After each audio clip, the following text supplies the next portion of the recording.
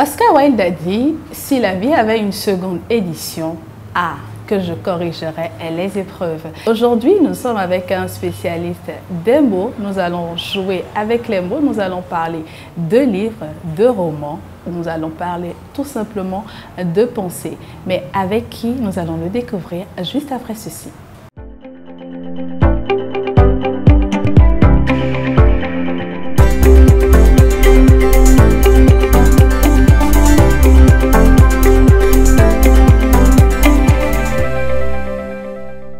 Ce matin, nous sommes avec M. Stephens Akplogan. Il est essayiste, il est biographe, il est romancier, il a co-signé une quinzaine de livres, mais il est également entrepreneur. Il est le responsable de Harmattan Obéna. M. Stephens, bonjour. Bonjour Marianne. Merci d'avoir accepté notre invitation. C'est un plaisir. Comment est-ce que votre histoire d'amour avec les livres a commencé? L'histoire d'amour avec les livres n'a pas commencé avec les livres au premier départ. J'ai été d'abord sous le charme d'un journaliste que j'ai très tôt apprécié quand j'étais franchement enfant. Mohamed Yessoufou Saliou, journaliste à l'OE TV dans les années 88 par là. Et c'est là que le besoin de parler, a priori comme lui, ou de rester dans l'univers des mots a commencé. Et chemin faisant, je suis passé par plusieurs carrefours. J'ai travaillé en tant que journaliste. J'ai commencé par la presse écrite, ensuite la radio, pendant que j'étais en formation chez les franciscains. Donc j'ai tenu des émissions au niveau de Radio Immaculée Conception. Et après je me suis dit, vu ma sensibilité à l'écriture, est-ce qu'il faut toujours rester dans le journalisme ou choisir un couloir et l'explorer? Donc j'ai décidé de quitter a priori tout ce qui nécessitait que je m'expose. Jusqu'aujourd'hui, dès 2007, où j'ai publié mon premier livre intitulé Exégèse identitaire, qui était une critique de l'identité de l'homme. Est-ce qu'il fallait toujours continuer par voir l'homme comme étant un bipède doté de raison, ou se donner la peine de chercher à saisir l'homme dans toutes les formulations de son être en tant qu'être social, psychologique, affectif, ainsi de suite. Et c'est le résultat qui m'a amené aujourd'hui à une quinzaine de livres. Depuis l'obtention de votre baccalauréat, parlez-nous un peu de votre parcours jusqu'au moment où vous avez décidé de créer l'Harmattan Obéna. Bon, en termes de parcours, voilà, j'ai fait le bac. Après, je suis allé au séminaire chez les franciscains, 2 ans et plus, et après je suis parti de là. Pour des raisons particulières? Oh, bon, peut-être que le CRI ne me voulait pas, hein, ou j'étais un peu trop agité pour rester dedans. Une chose est sûre, je suis sorti. Je n'ai pas été renvoyé, hein, voilà, je suis sorti avant qu'on me renvoie. Donc après, j'ai repris les études à l'Institut pontifical Jean-Paul II. J'étais de la première promotion de psychologie et sciences de l'éducation. J'ai commencé, en fait, j'étais allé là pour faire la philo. Et après l'inscription, on m'a fait savoir que tout n'était pas réuni pour faire la philo. Donc j'ai voulu faire la psychologie, les sciences de l'éducation. Donc j'ai validé la première année. La deuxième année, je n'ai pas cru bon de rester. Là, je suis parti à Dakar, à l'université Cheikh Anta Diop, où j'ai fait la philo. Je suis resté là 3 ans. Après, je suis rentré pour commencer, d'où ma première expérience en tant que directeur. Premier directeur exécutif de l'espace TIF, qui est un espace culturel dédié à l'art, la plastique, la littérature, les arts de spectacle et tout. Voilà. Donc j'ai dirigé sur 9 mois l'espace TIF avant de démissionner, pour me remettre au livre. Et après, j'ai reçu l'invitation à être chargé de communication pour Laboratorio à Contemporain. Donc, je suis resté là aussi quelques mois. Et après, j'ai décidé de rester à mon compte. Voilà. Donc, après ça, je n'ai plus travaillé pour... peut-être en consultation médias, journalisme pour l'ISMA. Je travaillais avec le colonel Zanou et d'autres personnes avec qui je travaillais tout en restant à ma place. Et après 2014, je suis reparti. Puisque en 2013, j'étais déjà en Afrique du Sud, je suis reparti à Pretoria où j'étais inscrit à TUT, Swane University of Technology, où je faisais Business Administration et Communication. Après ça, je suis rentré et depuis, je suis plus entre l'Europe et Cotonou. Voilà. Mais toujours à travailler de ma position, soit directement ou en sollicitation, une consultation. Mais voilà. Jusqu'à ce que je décide d'arrêter. Non, pas d'arrêter. Je suis toujours sollicité pour des consultations dans le domaine du livre et autres. Voilà. Et à la date d'aujourd'hui, vous avez combien de livres au compteur aujourd'hui? Pour être modeste, j'ai une quinzaine. Et sans modestie, je suis à 20. Alors, pourquoi avoir choisi justement d'emprunter le couloir de l'édition? Étant donné que je suis dans le domaine du livre, que je connais a priori tous les mécanismes concourant à la publication d'un ouvrage, mais je me dis, en prenant le devant, je peux me faire assister, d'où dans cet environnement d'édition, des personnes ressources qui ont fait leurs preuves dans le domaine d'édition, qui m'accompagnent dans cette traversée. J'admets que c'est juste une idée que j'ai émise, parce que le besoin de se poser aussi m'a conduit à l'obtention de la licence pour représenter l'Harmattan au Bénin. Voilà. D'accord. Et comment est-ce que votre entourage a pris la nouvelle lorsque vous lui avez annoncé officiellement que voilà, je veux aller plus loin? Je pense qu'ils l'ont accepté. Hein. J'ai informé de mon choix de pouvoir ouvrir d'autres horizons, mais toujours autour du livre. Certains l'ont accueilli un peu avec, je ne dirais pas doute, crainte, oui, parce que c'est un métier exigeant qui demande de rester concentré et d'avoir le flair éditorial. Il ne faut pas publier pour publier.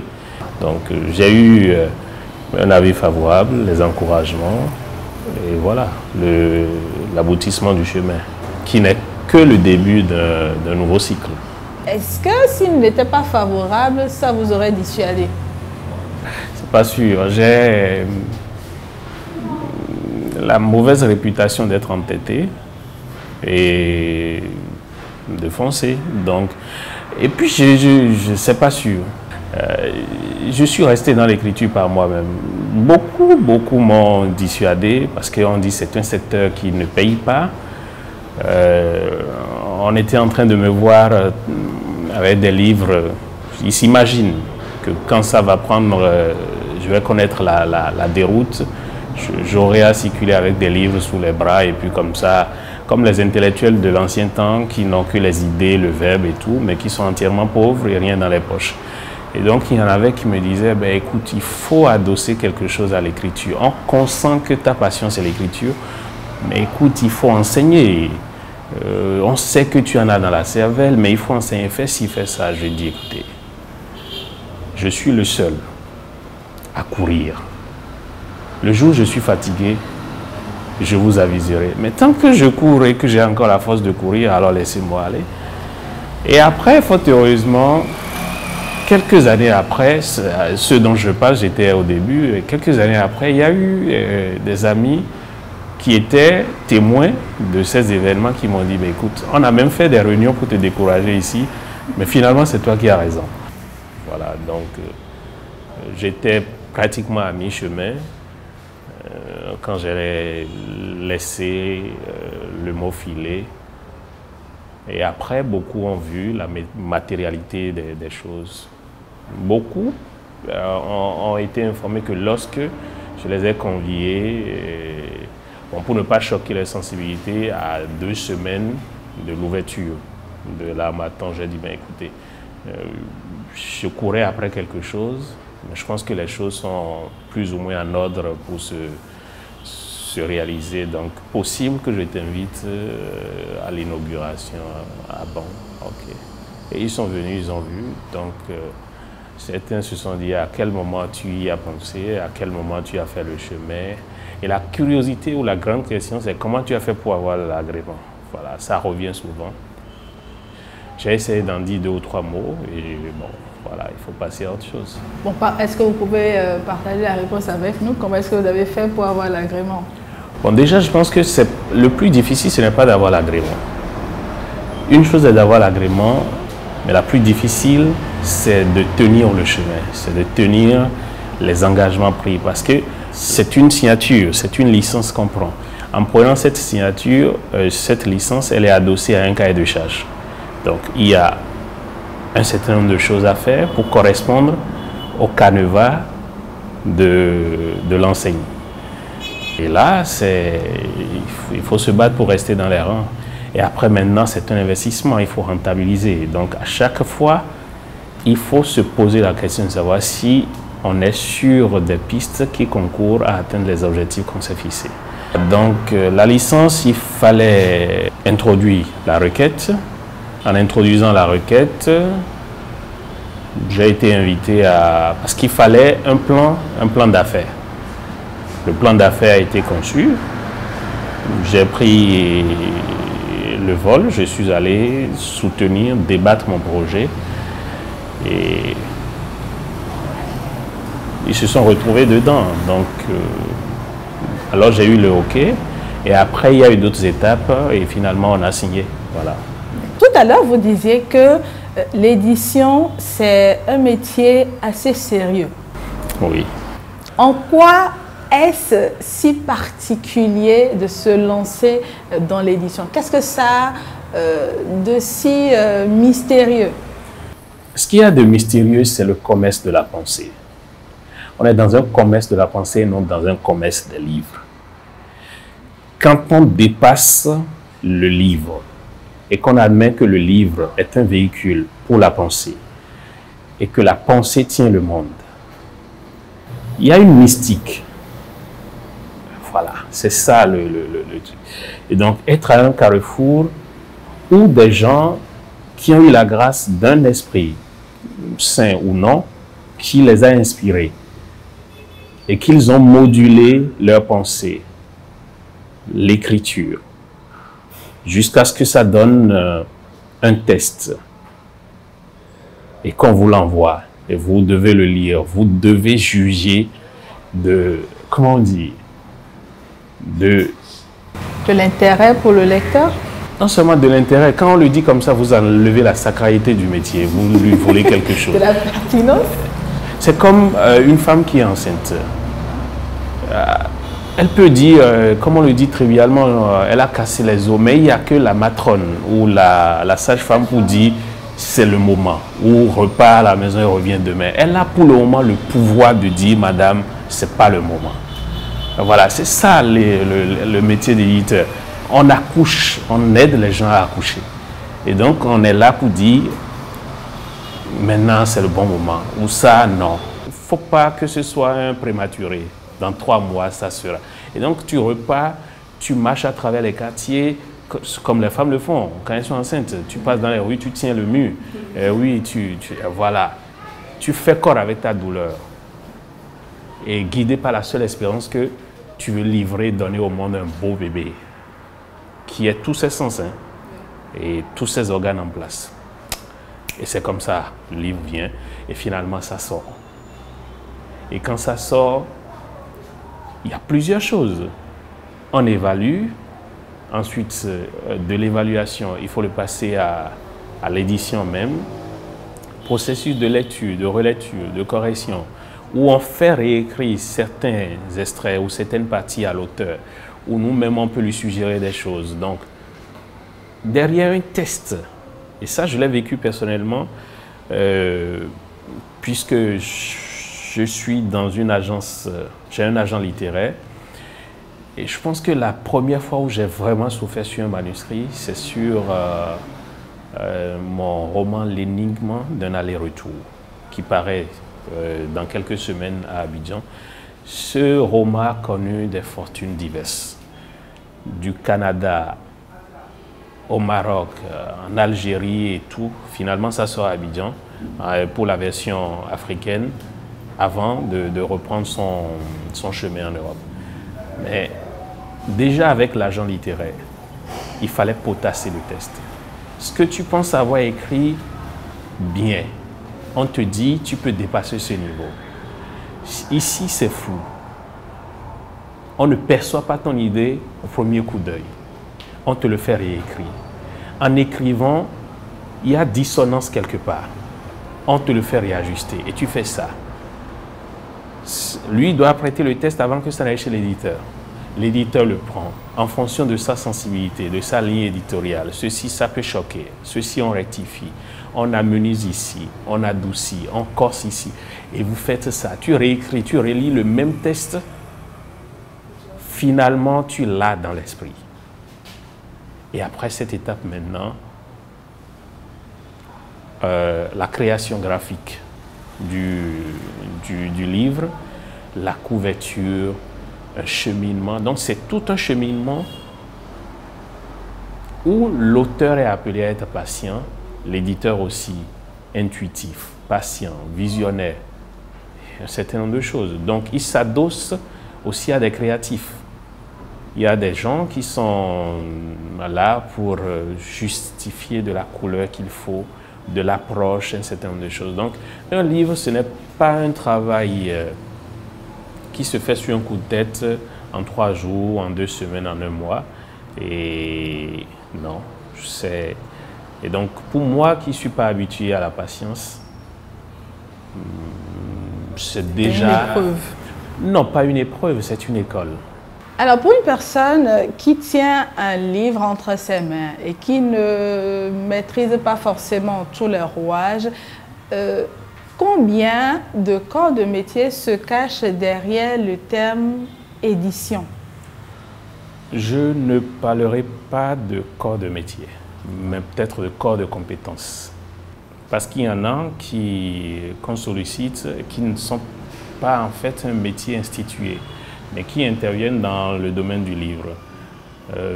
Un correcteur, ce n'est pas un métier. C'est quelqu'un qui exerce peut-être un métier relatif au bon usage des mots, des formes, qui a la compétence pour corriger. Et voilà, il y a d'autres personnes qui peuvent avoir les mêmes profils que lui et qui ne sont pas outillés pour corriger.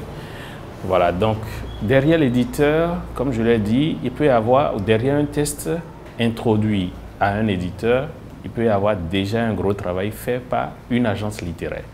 Lui, il prend le test, si vous l'avez, et ce n'est pas tout le monde qui a un agent littéraire, il vous aide, il le relit, il prend connaissance de la pertinence de votre production et dessine un projet éditorial autour. Quels sont les éditeurs censés être intéressés par cela? Et donc c'est lui qui les démarche, qui signe un contrat. Vous signez un contrat de représentation avec l'agent littéraire. Ensuite, lui, il prépare le contrat avec la maison d'édition. Mais quand la maison d'édition prend le livre, le manuscrit, il le lit, il l'évalue, le lit et vous demande d'être à disposition pour le travail à faire.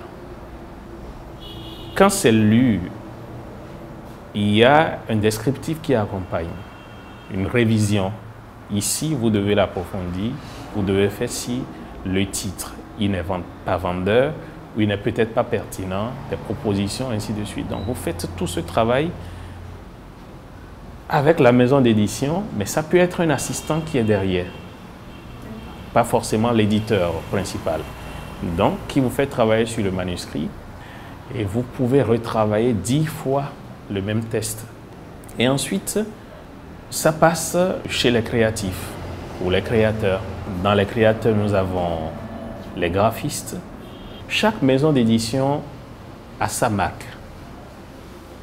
La taille, la police, la structuration de texte, c'est des choses qui sont propres à chaque maison d'édition. Donc, en fonction de votre sensibilité ou de la sensibilité de la maison, dont l'infographe est informé, il travaille tout le texte en format livre, mais livre numérique. Il a en même temps un autre graphiste qui, ayant pris connaissance du projet, sait quel type de couverture il faut affecter.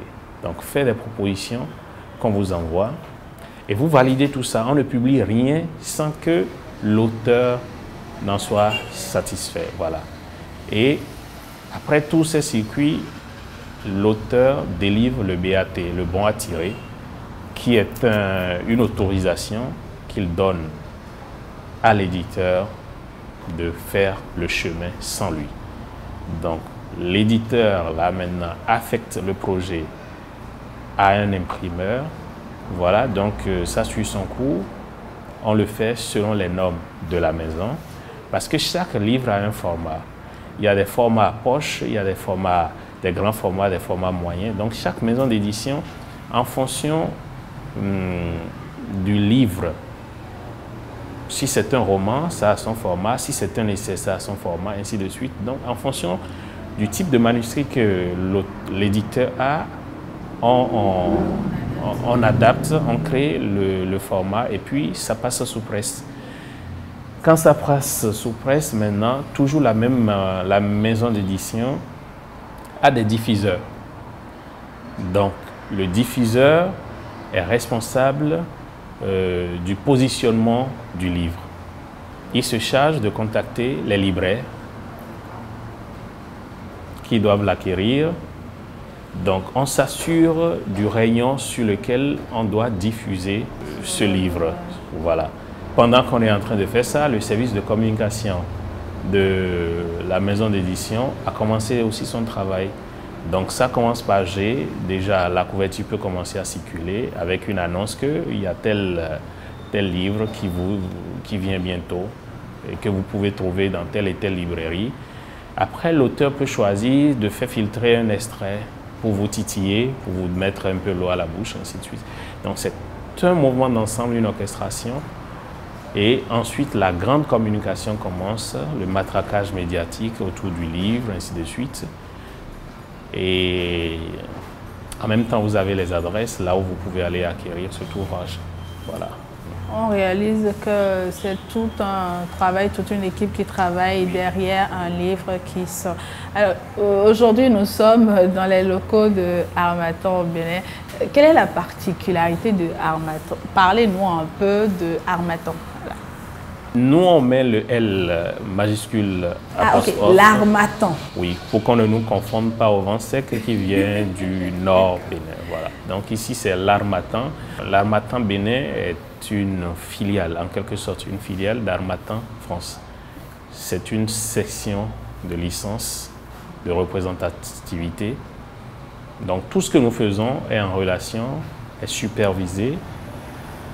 Et les grandes compétences sont de l'autre côté pour valider un certain nombre de choses et accompagner, de sorte que tout livre fait avec le sceau Harmattan Bénin correspond à ce qui pourrait se faire en France, à Abidjan, au Mali, au Sénégal. Voilà, puisque nous sommes présents dans une quinzaine de pays africains et en France, tous détenant une part de la licence que nous exerçons aussi. Voilà, donc l'Harmattan est spécialisé dans les livres, dans les sciences humaines, donc les livres qui explorent la personne humaine, les livres universitaires, nous sommes beaucoup plus dedans. Le roman, le théâtre, tout ce qui a rapport à l'imaginaire vient après. Nous sommes au cœur de la pensée. Et si vous voyez notre devise, c'est au carrefour des cultures. Et qui parle du carrefour des cultures, parle de la pensée, qui peut venir de partout, ainsi de suite. Voilà. Donc, maintenant, en dehors de toutes ces spécificités, nous, au niveau de l'Harmattan Bénin, nous avons des activités parallèles, donc les échanges mensuels, qui sont des rencontres intellectuelles que nous organisons ici en recevant des personnes ressources, expertes ou compétentes dans leur domaine, qu'ils soient politiques, universitaires et autres, pour débattre d'une thématique, d'une approche qui concourt à secouer les pensées déjà établies, pour faire une sorte de scission, pousser les gens à soigner leur certitude. Parce que, comme on le dit, la certitude est une anti-pensée. Dès l'instant où vous commencez à penser que cette chose qu'on dit ou qu'on fait de telle façon restera telle, vous mettez une chaîne à la pensée. D'accord. Et pourquoi est-ce que vous avez voulu développer cette branche parallèle-là? Qu'est-ce qui vous y a motivé? Je pense que c'est un service social ou un service, je ne dirais pas après-vente, c'est un service social parce qu'on a remarqué que la flamme de la pensée s'étiole. La matérialisation de la pensée a fait en sorte qu'on ne pense pas procuration parce que tel a dit, ça doit être forcément ça. Il n'y a plus l'esprit de contestation, il n'y a plus cette liberté de brusquer les pensées, d'échanger ou d'interchanger. Voilà. Donc nous sommes pour la dématérialisation de la pensée, ce qui nous pousse à inviter des gens, des personnes ressources, autour de thèmes peut-être équivoques, où on discute, on débat, on révèle les insuffisances de telle approche, ou c'est l'autre qui nous dit telle approche n'est plus d'actualité parce que ci et ça. Donc, on voudrait que la pensée pète de cette université qu'on lui connaît par 7 ans et qu'un vent de libéralité, de saine opposition, d'émulation s'établisse autour de la pensée. Voilà. Nous allons suivre ensemble ce petit élément qui vous permettra d'avoir une idée de cette passerelle qu'organise l'Harmattan Bénin et vous aurez également l'opportunité de voir un peu à quoi s'occupe notre invité du jour. Suivons ensemble.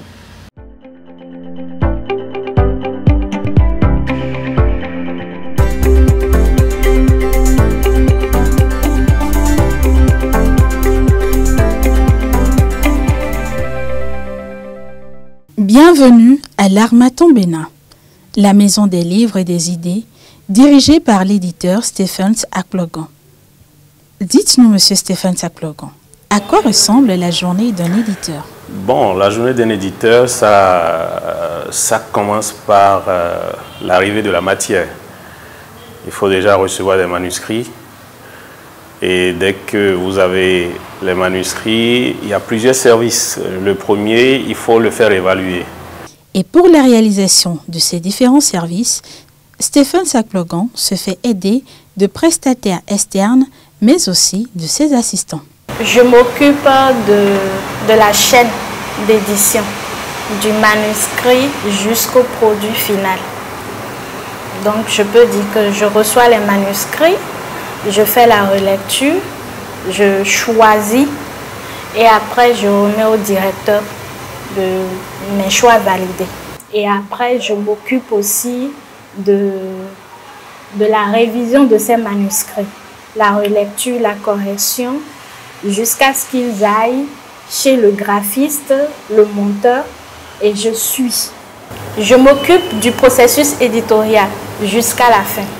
Moi, je suis assistant graphique et donc je participe à la mise en forme visuelle des livres. Cela passe par la création de couverture, la mise en page et tous les processus disponibles ou existants à propos de la création d'un document comme un livre ou un roman, peu importe. Mais que pense-t-il de leur responsable? Déjà, je peux dire qu'avant qu'il ne soit mon directeur, c'était un collaborateur. Et donc, cela a réussi à faciliter nos liens. Avec Monsieur Stephens, c'est tu le fais ou tu ne le fais pas. Voilà. C'est qu'il n'y a pas de pardon, il n'y a pas de lâcher prise, il n'y a pas de j'ai essayé, ça n'a pas marché. Non. Et c'est ça que j'aime chez lui. C'est quelqu'un qui te met au devant de tes tâches et qui te laisse te débrouiller. Et c'est quand il voit que tu as pataugé, tu as essayé et ça n'a pas marché qu'il vient. C'est aisé de collaborer avec lui. Voilà. On se rend compte que son objectif principal est toujours de permettre à ceux qui n'avaient peut-être pas l'habitude au début, parce que comme moi, je n'étais pas vraiment concentré sur la lecture, mais depuis que je le connais, ça a changé. Et je me suis rendu compte de l'importance que ça avait, et que ce soit sur moi ou que ce soit sur mes idées et mon entourage. Un homme intègre, intelligent et qui pense beaucoup à développer le monde de la lecture. Et pour développer davantage le goût de la lecture chez les plus jeunes et pour contribuer à leur éducation, il a initié cette activité, une rencontre intergénérationnelle entre un aîné et des apprenants. Il ne suffit pas de réunir chez nous des personnes d'un certain âge, d'un certain niveau. Il faut aussi arriver à un jeune qui a besoin de recevoir de la lumière, d'écouter, de s'instruire dans le partage des expériences des gens qui ont déjà vécu. Aujourd'hui, ces élèves ont eu la chance de s'entretenir avec Mémé Elisabeth Gaillan, auteure et agent de santé à la retraite. Vous pouvez évoluer jusqu'à devenir professeur. Chez nous, professeur, là, c'est plus que médecin. C'est quand vous avez fini l'étape de médecin, là, que vous faites encore des études et vous devenez professeur. La voie n'est pas fermée pendant qu'on monte. Si moi j'ai commencé à écrire, c'est une parenthèse dans les perspectives, c'est par rapport à tout ce que j'ai vécu dans l'hôpital. Il y a des horreurs là-bas. Il y a des réalités très croyantes là-bas. Et c'est vous qui devez, je l'ai dit, amoindrir les douleurs. Partage d'expériences, d'opinions et de ressentis, ce fut pour tous les participants une véritable opportunité d'apprentissage. En mode sans ou avec comment on peut évoluer. Parce que une mère peut endosser le rôle de mère et du père enfant. Moi, je ne partage pas le même avis que toi parce que la femme a une certaine expérience sur l'enfant et aussi l'homme. Donc, il faut une collaboration conjugale pour amener l'enfant à évoluer. L'homme et la femme sont un pour donner l'enfant. Ils sont un. Michel écoute. Ils sont un pour s'occuper de l'enfant. Ils sont un pour conduire l'enfant jusqu'à son âge adulte. Ça, c'est un fait. Personne ne nie ça. Il faut aussi que les parents veillent à l'éducation de leurs enfants, surtout des filles qui, arrivées à la puberté, se sentent seules et ont besoin d'accompagnement, d'un soutien, d'un accompagnement pour qu'on les comprenne. Parce que la majorité des filles aujourd'hui ne sont pas comprises et n'arrivent pas à s'exprimer en présence de leurs parents.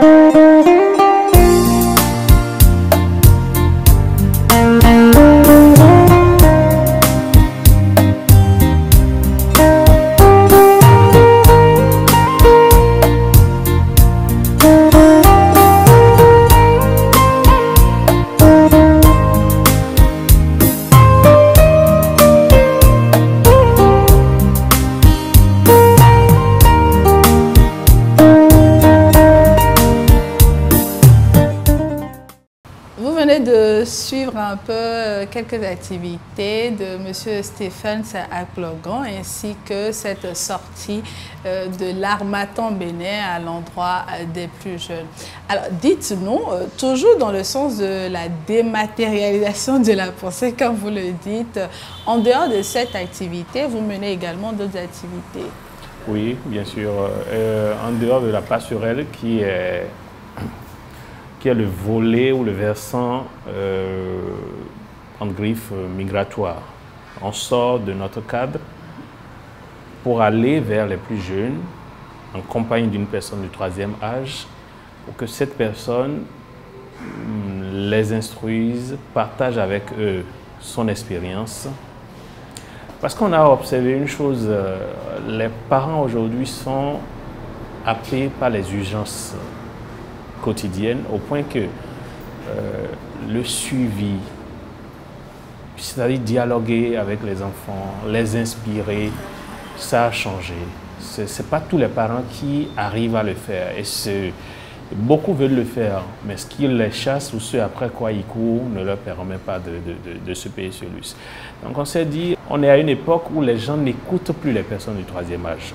Donc si on peut identifier des gens d'un certain âge qui ont fait des choses, qui ont une expérience, un parcours, et qui peuvent aller interagir, dialoguer avec ces enfants, ces jeunes, ça pourrait motiver certaines personnes, certains enfants, certains jeunes à croire que c'est possible. Chaque âge avec son désespoir, il faut quelqu'un qui a déjà traversé le rivage pour leur dire ce que vous pensez être dur, nous l'avons vécu, nous l'avons vaincu et nous voici. Voilà.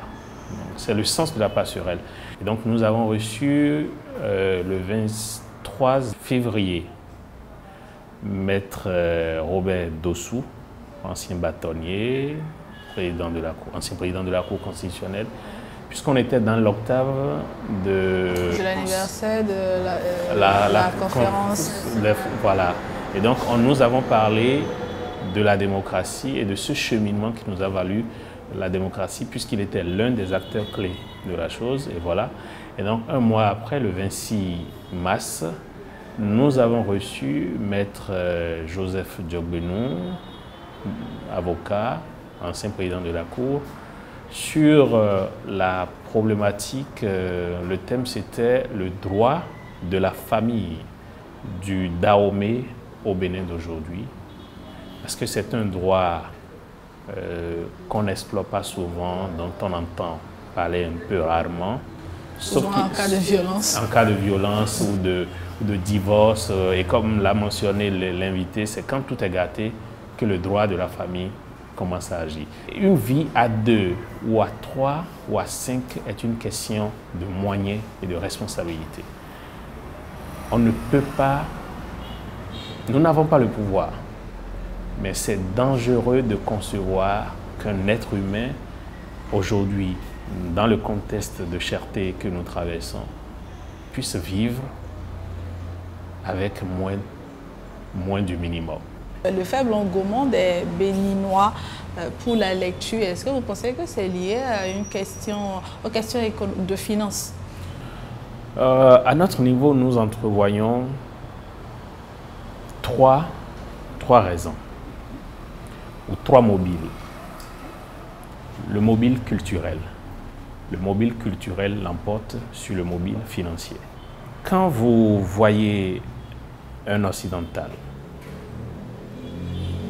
dans un métro, là où vous voyez 5 personnes sur leur téléphone, vous voyez au moins 5 ou 6 qui ont leur livre.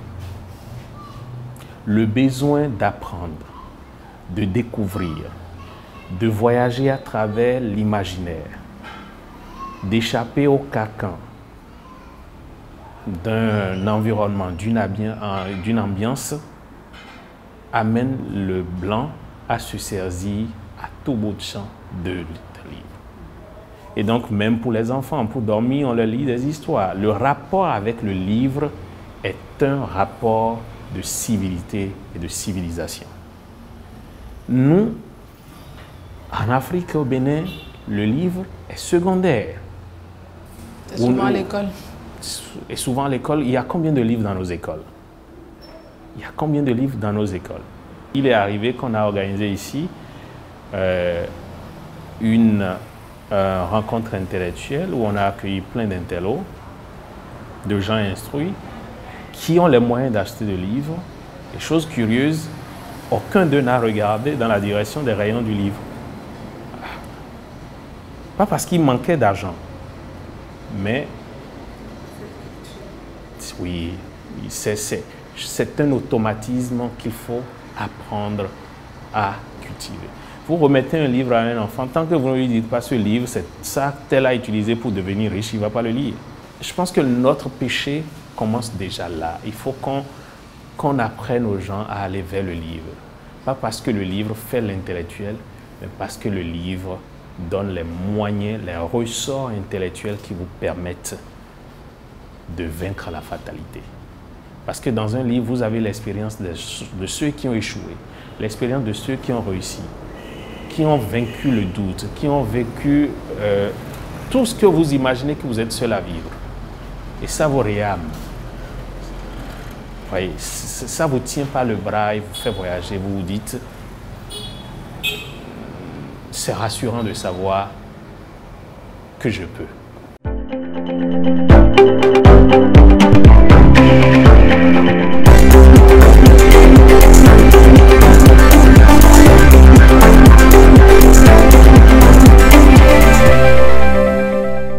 L'Harmattan Bénin est né en septembre 2024, c'est ça. Vous disiez tout à l'heure que dans les livres, on apprend des autres, on découvre le parcours des autres. Dites-nous un peu quelles ont été les grosses difficultés que vous avez rencontrées à vos débuts en tant qu'entrepreneur et comment est-ce que vous faites pour surmonter aujourd'hui encore les difficultés auxquelles vous faites face? Quand j'ai voulu monter l'Harmattan, je connais plein de gens qui ont l'argent, que ce soit au Bénin ou en dehors du Bénin. J'ai demandé à certains de s'associer pour qu'on soit partenaires.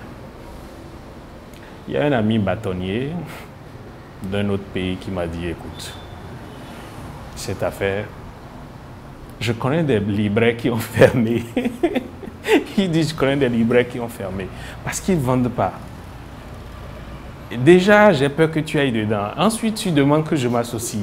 Tu vois pas que c'est beaucoup. Et donc, j'ai dit, ouais, c'est vraiment beaucoup, mais je vais t'expliquer. Et je lui ai expliqué une certaine autre chose. J'ai détaillé. Ces idées étant faites, je n'ai pas réussi à le convaincre. C'est pareil avec d'autres personnes. Et j'ai fini par croire que c'est une odyssée que je dois faire seul. Les gens ne croient pas au livre.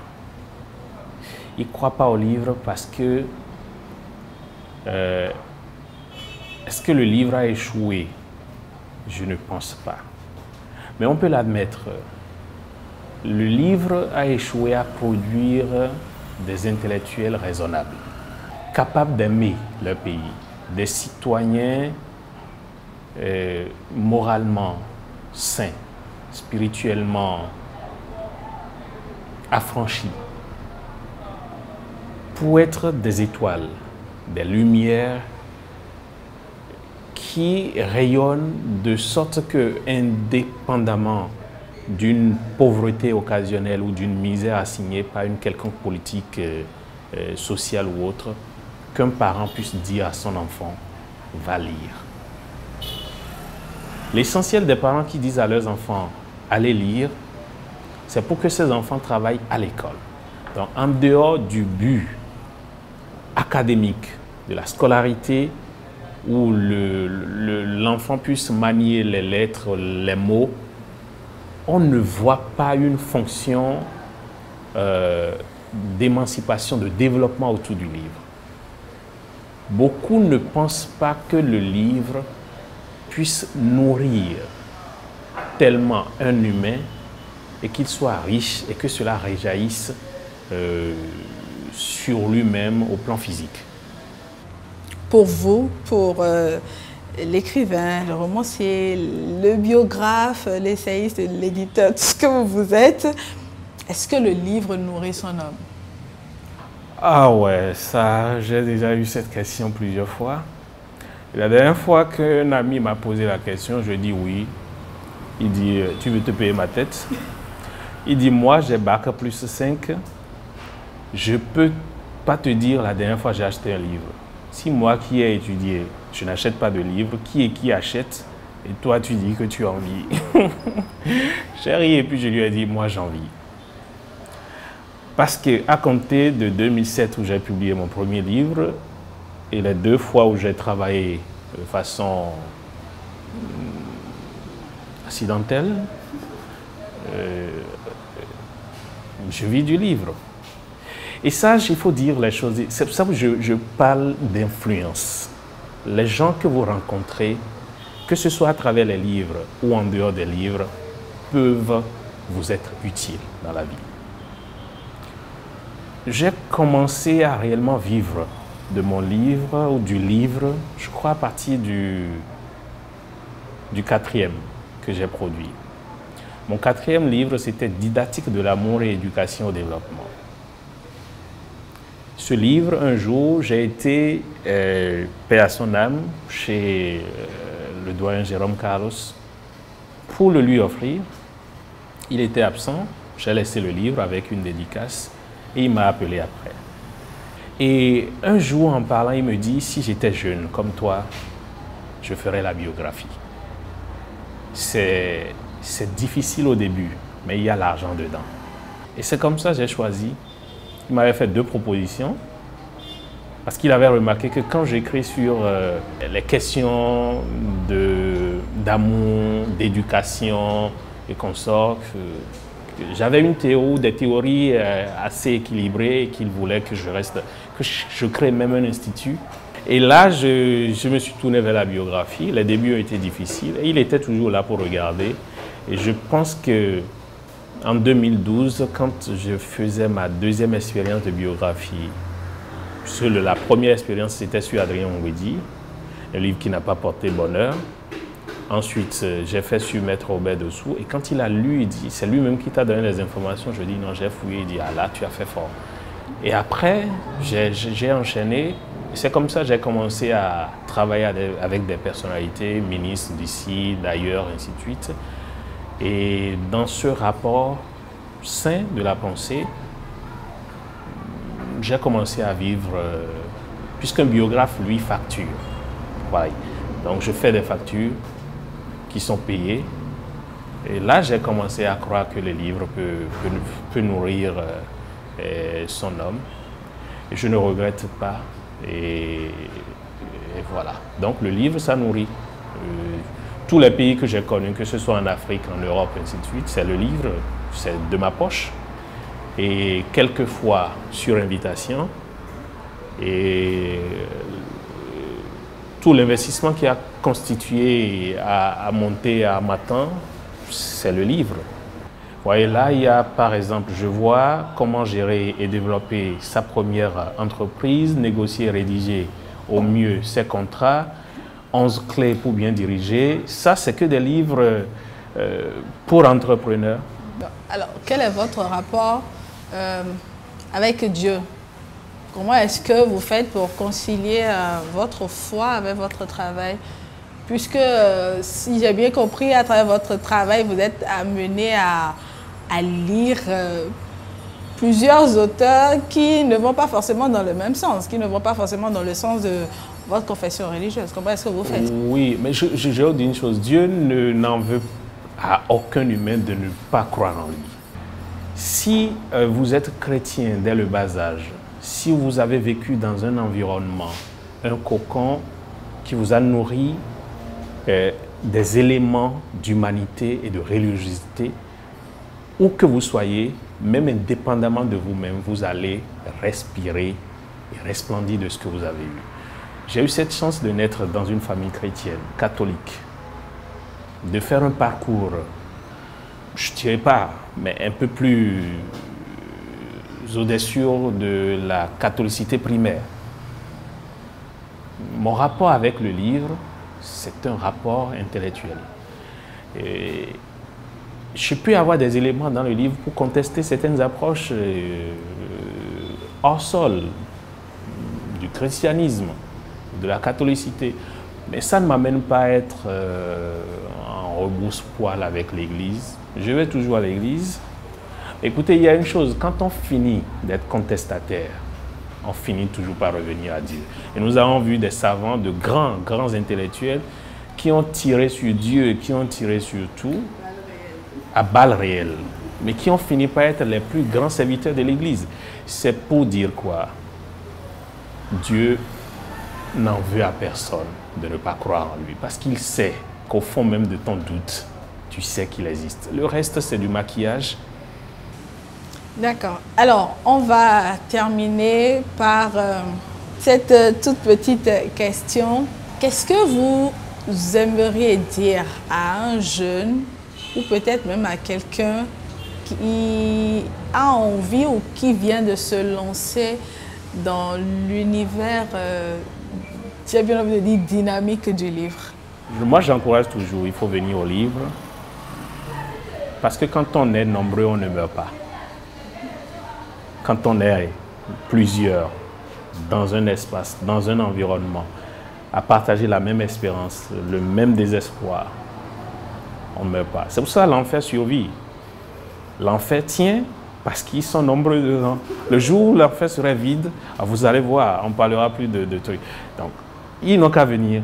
Plus ils sont là, plus nous sommes rassurés qu'on ne se laissera pas mourir. Mais il faut qu'ils aient un pilier auquel ils s'accrochent et puis bon, ils vont survivre. Nous, on est dedans, on n'est pas sûr de mourir. Vous voyez, on tient à faire 17 ans, 30 ans, comme certains collègues qui ont fait 17 ans, 15 ans dans cette affaire. On se souhaite une saine et longue vie et surtout beaucoup de chiffres. Sans les chiffres, on meurt. Voilà. On vous souhaite également beaucoup de chiffres. Merci. Merci beaucoup, Monsieur Stéphane.